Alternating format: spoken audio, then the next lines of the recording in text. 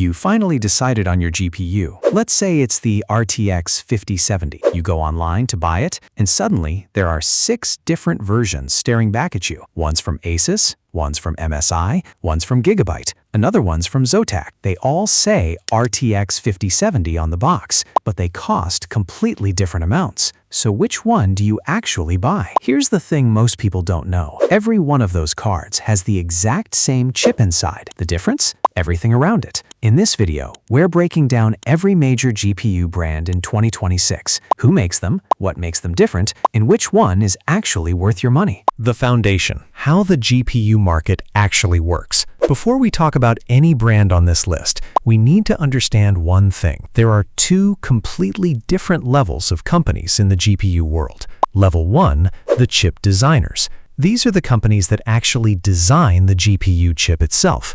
Right now in 2026, there are 3, Nvidia, AMD, and Intel Arc. Nvidia makes the GeForce RTX chips. AMD makes the Radeon RX chips. Intel makes the Arc chips. But here's the catch. These companies mostly design the silicon. They don't always build the entire physical card that ends up in your PC. Level 2, the AIB partners. AIB stands for Add-in Board Partners. These are the companies that take Nvidia's or AMD's chip and build the actual graphics card around it. They design the cooling system, the circuit board, the fans, the power delivery.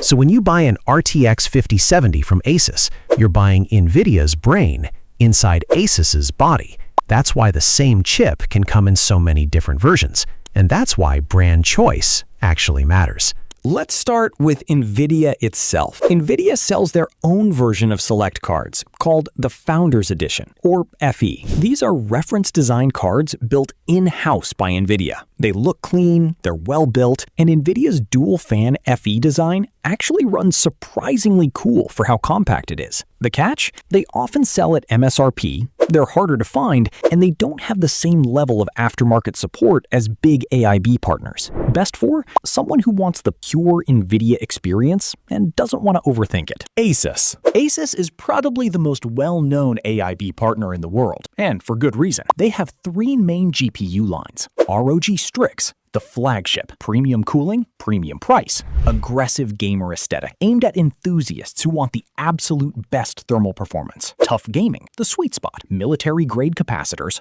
great build quality, solid thermals, and usually $30 to $50 cheaper than ROG. This is what most people should actually buy. Dual or Prime, the budget tier. Less cooling, smaller footprint, good for tighter builds. ASUS cards consistently run 8 to 12 degrees Celsius cooler than competitors, and their long-term reliability is excellent. The downside? They're usually priced 15 to 20% higher than other brands for the same chip. Best for enthusiasts who want the best build quality and don't mind paying a premium. MSI is ASUS's biggest competitor, and in many ways, just as good. Their top line is the Gaming X Trio, triple fan, excellent cooling, competitive pricing. Below that is the Ventus series, cleaner, quieter, and usually the better value pick. And the Mech line covers budget builds. Best for gamers who want near premium quality without paying ASUS prices. Gigabyte splits into 2 sub-brands. Aurorus is their premium line. Big triple fan coolers, RGB, and a strong focus on overclocking. The Aurorus Master is genuinely one of the best cooled cards you can buy. Eagle Windforce is their mid-range. Solid performance, lower prices. Gigabyte has had some quality control inconsistencies in the past, but their high-end Aurorus cards are fantastic. Best for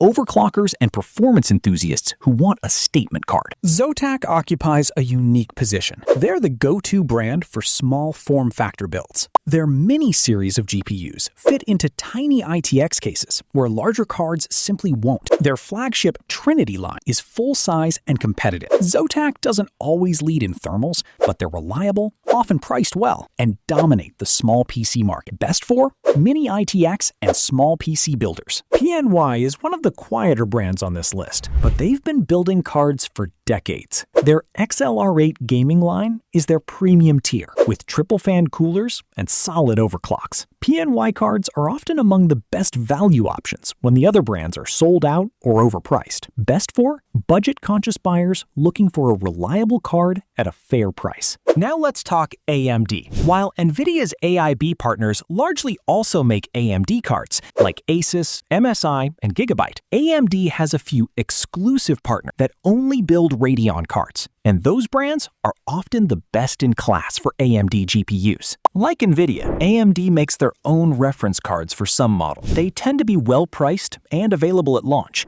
but AMD's reference coolers have historically been hit or miss. If you're buying an AMD GPU, Sapphire is the name you hear most. They have been AMD's #1 AIB partner for over 2 decades. And it shows. Their Nitro Plus line is consistently ranked as one of the best cooled, most reliable graphics cards you can buy. Full stop. The Pulse series is their value line. Still excellent build quality, just less aggressive cooling. Sapphire doesn't make Nvidia cards. They are 100% AMD, and that focus shows in the quality of their product. Best for AMD buyers who want the best. PowerColor is another AMD exclusive brand, and their flagship is hard to ignore. The Red Devil is a massive, premium card with exceptional cooling and overclocking potential. The Hellhound is the mid-tier, aggressive pricing, solid build, and a great daily driver. PowerColor has quietly become one of the most respected AMD brands, especially for their price-to-performance ratio. Best for AMD fans who want a premium card without Sapphire's premium price.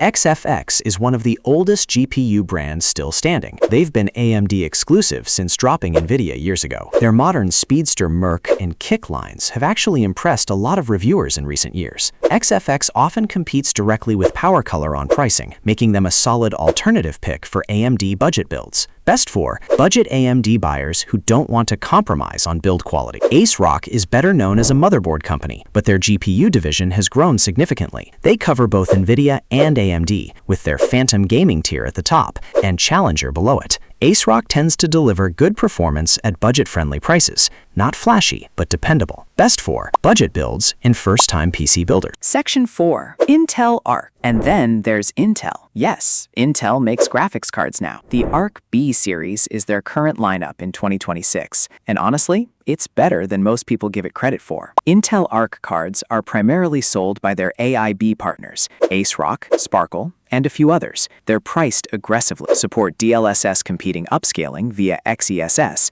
and are genuinely competitive in the budget to mid-range segment. The main caveat is driver maturity. Intel's GPU drivers are still catching up to Nvidia and AMD's decade plus of refinement, but they're improving fast. Best for budget gamers who want a modern GPU at a surprisingly low price. So how do you actually choose? Here's the simple framework. Step 1. Pick your chip first. Are you going Nvidia or AMD? Nvidia gives you DLSS, better ray tracing, and multi-frame generation, up to 6x frame boosts in 2026. AMD gives you FSR4 with AI upscaling on RX 9000 cards, usually better price to performance at each tier, and open source ecosystem advantages. Intel Arc is the wildcard budget option. Step 2. Pick your tier. Once you know the chip you want, like the RTX 5070 or RX 9070 XT, look at the cards within $50 of each other. The performance difference between a $599 and a $699 version of the same chip is usually temperature and noise, not FPS. Step 3. Match the brand to your priority. Best thermals or premium build, ASUS ROG Strix, Sapphire Nitro Plus, Gigabyte Aorus Master. Best value or sweet spot, MSI Gaming X, ASUS TUF, PowerColor Hellhound, Sapphire Pulse. Best budget, Zotac, PNY, ASRock Challenger, XFX. Best for small PCs, Zotac Mini. Best for AMD, no compromise, Sapphire Nitro Plus. Best for Nvidia, no compromise, ASUS ROG Strix. Step 4. Check the warranty. This matters more than people realize. ASUS and MSI offer 3-year warranties on most cards. Sapphire offers 2 years, but their reliability record is excellent. PNY and Zotac are also strong here. Always register your card within 30 days of purchase. Here's the bottom line. You're not just buying a GPU chip when you buy a graphics card. You're buying the cooling system, the build quality, the warranty, and the reputation of the brand that built it. The chip inside is the same. What you're really paying for is everything else. Pick your chip, pick your budget, then pick the brand that fits. That's it. That's the whole GPU market. Simplified. If this video saved you from eyeing the wrong card, subscribe. We break down tech exactly like this every single week.